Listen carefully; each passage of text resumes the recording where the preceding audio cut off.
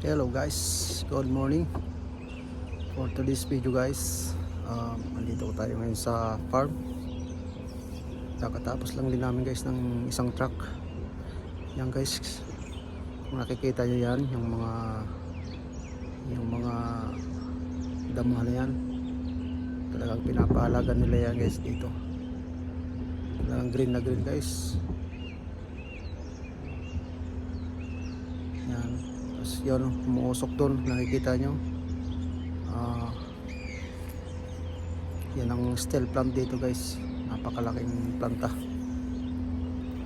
Ayan, tapos dito yan guys, makikita naman nyo yung mga bakang turit.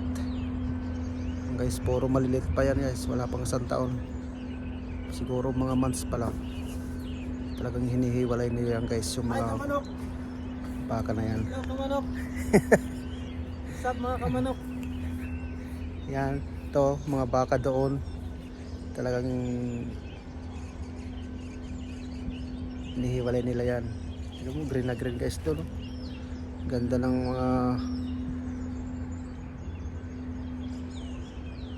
mga damo. Ayan,